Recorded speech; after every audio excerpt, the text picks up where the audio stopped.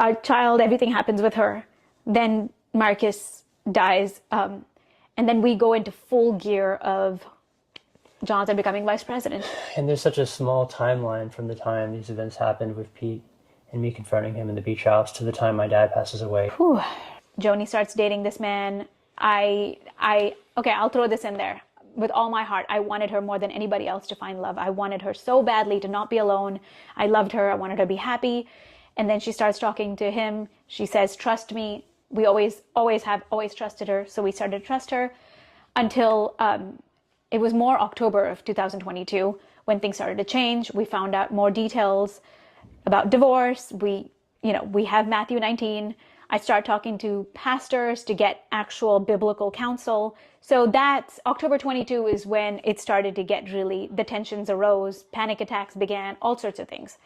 And then from October, it's building until July of 2023 when I was fired because I stood on my convictions. Won't get into that at this point, but that's what happened. At that point, life got very difficult, complicated. Jonathan was trying to manage what to do. No. Yeah.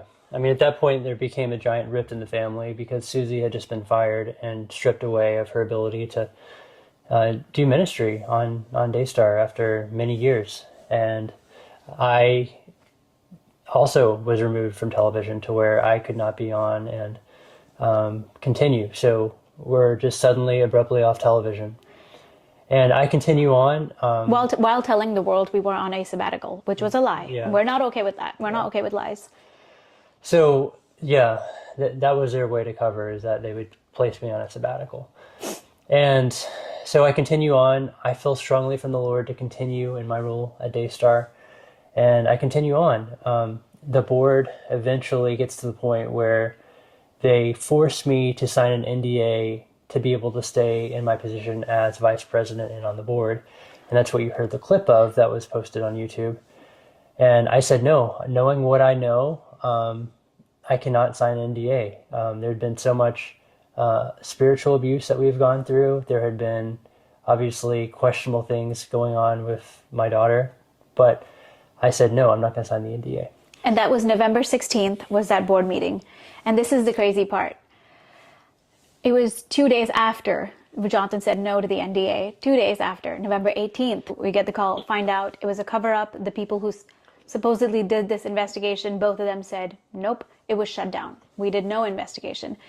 That sends me honestly spiraling. I couldn't believe that level of deception and trauma. I mean, I had seen lies throughout, but this level, it was too much for my heart to even bear. I hit a downward spiral. I really did. And at that point, we knew we need to take action. So the best path of action forward was first find a counselor for our child. We went, found a counselor, told the counselor called CPS. CPS called the cops, and the detective called me back, reopened the case. Told him what happened on that vacation, all our concerns, and how we're worried about not only, yes, our child is out of danger at this point. We want justice for our child, but it doesn't matter whose child it is. Children must be protected. It's much bigger than just our story, because this person has influence and, can be around other children. Now, I don't know if you've gone through counseling.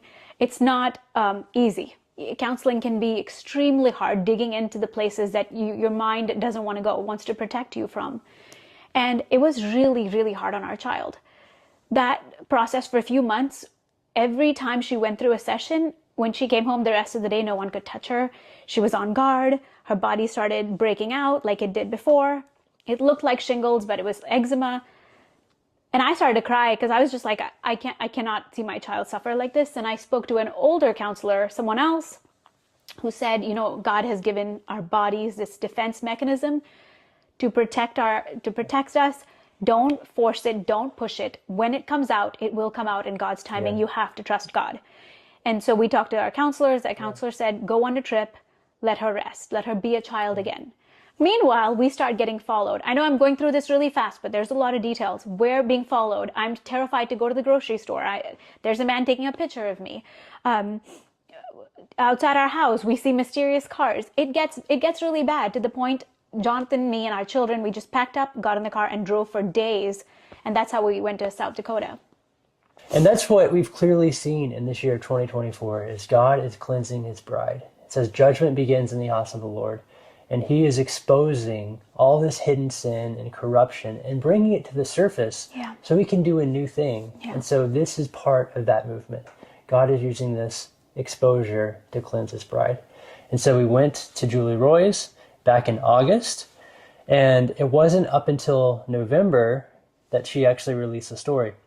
And now Daystar is doing their best from their PR machine to try to cover their bases. They're saying that I had a performance improvement plan that expired on November 15th. That's true.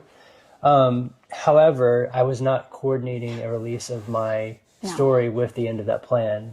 Far from that. We were ready to get our story out in August. That's when we went to Julie. However, she had a lot